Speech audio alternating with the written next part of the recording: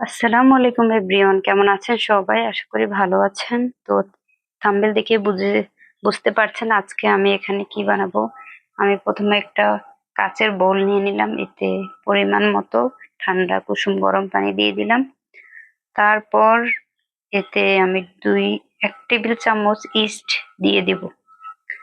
East দেওয়ার পর আমি এটা 10 মিনিট রেস্টে রেখে দিব, কারণ তাহলে নান রুটিগুলো ফুলকো হবে। 10 মিনিট পর আমি ফিরে এলাম। এখানে আমি লবণ আর চিনি অ্যাড করে দেব। তারপর এটা ভালো করে মিক্সড করে নেব। আমার এটা মিক্সড হয়ে আসছে। তারপর আমি এখানে 2 থেকে 3 টেবিল চামচ গুঁড়ো দুধ ব্যবহার করব। তো গুঁড়ো দুধটা ভালো করে ম্যাশ করে নিতে হবে ইস্টের সাথে। তো আমার গুঁড়ো দুধ ম্যাশ করা শেষ। তারপর আমি এখানে পরিমাণ মতো ময়দা ব্যবহার করব, তাহলে নান রুটিটা ফুলকো হবে। তো আমি একটা বলের মধ্যে পরিমাণ মতো ময়দা নিয়ে নিলাম।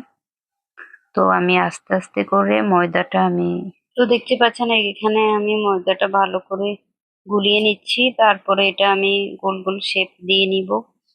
তো আমার এখানে ময়দাটা ময়াম করা শেষ। এখন আমি এখানে একটু তেল ব্রাশ করে 1 ঘন্টার জন্য রেস্টে রেখে দিব। আরো বেশি রাখতে পারলে ভালো হবে। তো 1 ঘন্টা পর ফিরে এলাম, দেখতে পাচ্ছেন এটা কতটা সফট আর তুলতুলে হয়েছে। তো এখন আমি এখানে গোলা পাকিয়ে নিব। তো একটা গোলা আমার গোলা পাকানো শেষ। তো একটা গোলা আমি হাতে নিয়ে তারপর রুটি বানিয়ে আপনাদের দেখাচ্ছি কেমন হয়েছে। তো আমি রুটি বানানো শুরু করে দিলাম, দেখতে পাচ্ছেন। তো আমি রুটি বানিয়ে তারপর অন্যদিকে আমি চুলায় একটা প্যান বসিয়ে দিলাম নান রুটিটা ছেঁকার জন্য। তো এটা দেখি কতটুকু হয়। তো আমার এখানে রুটি বানানো প্রায় শেষ। এখন এটা আমি সেঁকে নেব, তারপরে বলছি কেমন হলো। তো আমি এখন এটা প্যানে দিয়ে দিলাম। তো দেখতে পাচ্ছেন এখন আমি নান রুটিটা সেঁকে নিচ্ছি।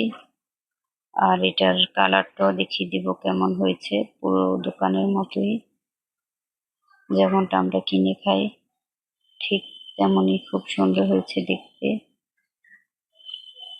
তা আমি এক এক করে আরো অনেকগুলো রুটি বানিয়ে নিয়েছি অফ ক্যামেরায়। তো এখন সবগুলো আমি সেঁকে নিচ্ছি। তো আমার সেঁকাও প্রায় শেষ পর্যায়ে।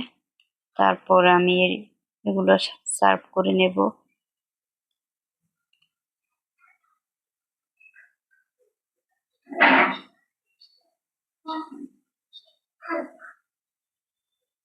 তো দেখতে পাচ্ছেন কাছ থেকে কালারটা কেমন হয়েছে। তো এখন আমি সার্ভ করে নিলাম। আর একটা আমি ছিঁড়ে দেখাচ্ছি কেমন হলো।